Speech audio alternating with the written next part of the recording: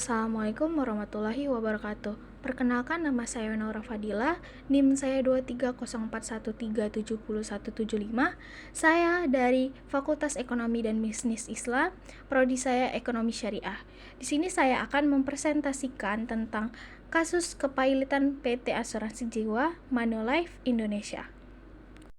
PT Asuransi Jiwa Manulife Indonesia adalah perusahaan asuransi jiwa yang telah lama beroperasi di Indonesia.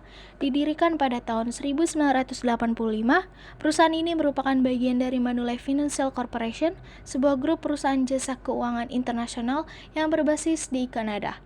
Manulife Financial Corporation sendiri memiliki jaringannya luas di Asia, Kanada, dan Amerika Serikat.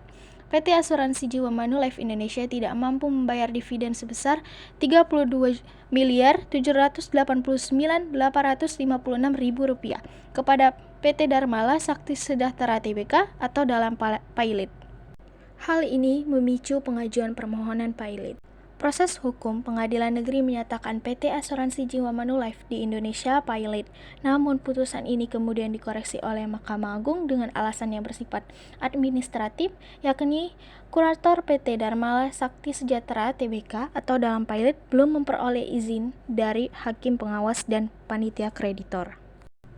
Dampak kasus ini menimbulkan ketidakpastian bagi para pemegang polis mengenai nasib klaim mereka. Selain itu, kasus ini juga menjadi sorotan publik dan memicu diskusi mengenai pengawasan terhadap perusahaan asuransi. Selanjutnya, analisis peraturan undang-undang. Yang pertama, kasus PT ini melibatkan beberapa ketentuan dalam Undang-Undang Nomor 37 Tahun 2004 tentang kepailitan dan penundaan kewajiban pembayaran utang atau PKPU. Yang kedua, permohonan pailit. Syarat permohonan pailit salah satunya adalah adanya utang yang telah jatuh waktu dan dapat ditagih. Dalam kasus ini, utang dividen yang belum dibayar menjadi dasar permohonan pailit. Analisis peraturan undang-undang. Yang ketiga, putusan pailit. Pengadilan berwenang menyatakan debitur pailit jika memenuhi syarat-syarat yang ditentukan dalam undang-undang. Putusan pailit memiliki konsekuensi hukum yang sangat signifikan, termasuk pengalihan pengelolaan harta debitur kepada kurator. Yang keempat, koreksi putusan. Putusan pailit dapat diajukan upaya hukum banding, kasasi, atau peninjauan kembali. Dalam kasus Manulife, Mahkamah Agung melakukan koreksi terhadap putusan pailit karena alasan administratif. Implikasi dan pembelajaran. Yang pertama, pentingnya pengawasan. Kasus ini menunjukkan pentingnya pengawasan yang ketat terhadap perusahaan, terutama perusahaan yang mengelola dana masyarakat seperti perusahaan asuransi. Yang kedua, perlindungan bagi kreditur. Undang-undang kepailitan bertujuan untuk melindungi hak-hak kreditur, namun dalam praktiknya, perlindungan terhadap kreditur seringkali masih belum optimal. Yang ketiga, kompleksitas kasus kepailitan.